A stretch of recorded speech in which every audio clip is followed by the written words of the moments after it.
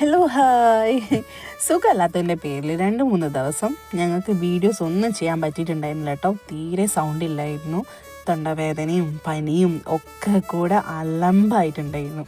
അതുകൊണ്ട് ഊട്ടി ട്രിപ്പിൻ്റെ ഒക്കെ പോർഷൻസ് ബാക്കി എനിക്ക് ഒന്നും വോയിസ് ചെയ്യാനോ ഒന്നും പറ്റിയിട്ടുണ്ടായിരുന്നില്ല.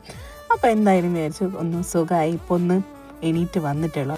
അപ്പോൾ ഇനി ബാക്കിയുള്ള ഊട്ടിയിലുള്ള വിശേഷങ്ങൾ കൂടെ ഞാൻ നിങ്ങളോട് ഷെയർ ചെയ്യാൻ കേട്ടോ.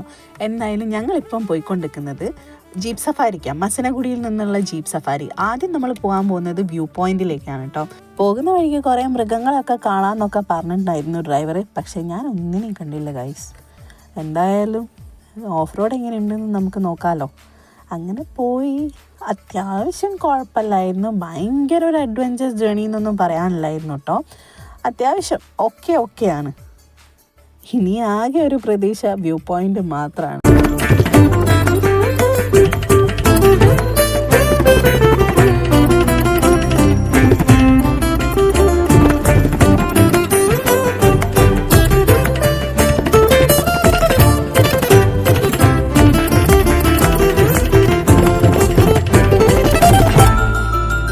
അങ്ങനെ ടോപ്പിലെത്തി. ഒരു രക്ഷയില്ല, അടിപൊളിയായിരുന്നു. അടിപൊളി വ്യൂ പോയിൻ്റ് ആയിരുന്നു കേട്ടോ. അപ്പോൾ ഈ കാണുന്ന അമ്പലത്തിന് എന്താ പറയുക, നമ്മൾ അവിടെ ചോദിച്ച സമയത്ത് അവർ പറയുന്നത് അയ്യപ്പന്മാരുടെ സഹോദര സങ്കല്പമാണ് എന്നാണ് പറയുന്നത്.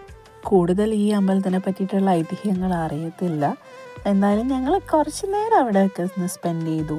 കുറച്ച് ഫോട്ടോസും കാര്യങ്ങളൊക്കെ എടുത്തിട്ടുണ്ടായിരുന്നു. നല്ല ഭംഗിയുണ്ടായിരുന്നു.